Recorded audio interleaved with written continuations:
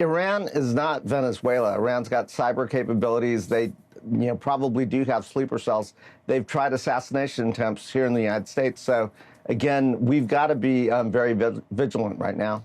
This is probably unconstitutional because, again, this is an act of war. There wasn't an imminent threat on the United States. Now, if the president were to come to us and say, look, here's what the imminent threat was on the United States and why he had to take immediate actions, we do give the president some authorities to act if U.S. assets, U.S. citizens, or our homeland is an imminent threat.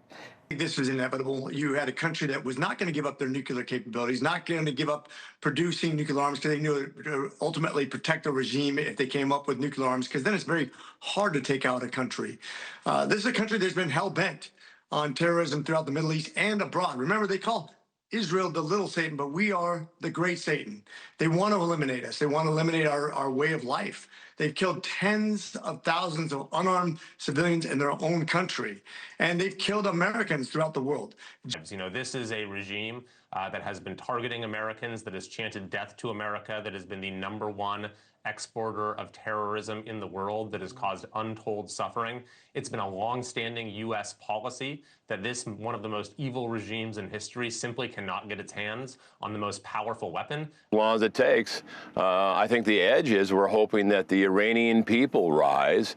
It is their country. And look, no one can argue that the Middle East wouldn't be a better place without Khamenei and his disciples of evil, meaning the three H's, the Houthis, Hamas, and Hezbollah.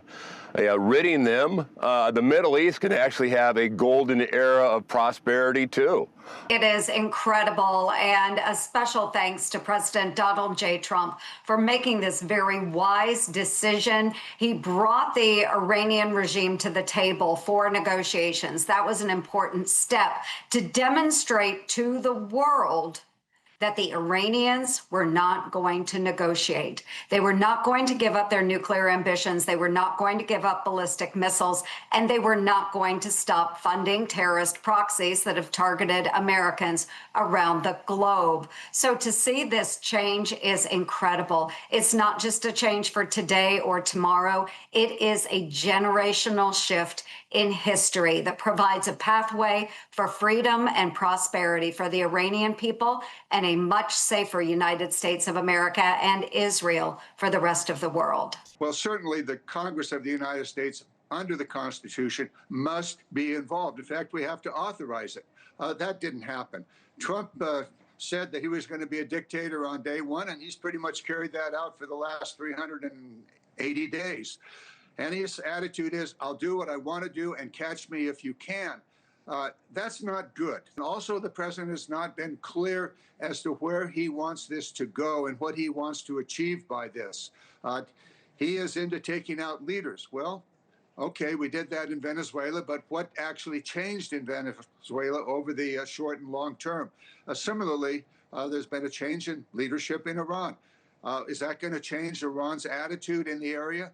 Probably not. It's going to lead probably to hardliners continuing and working hard to maintain their power. But we need to recognize that that presents both a challenge and, more importantly, it's an opportunity.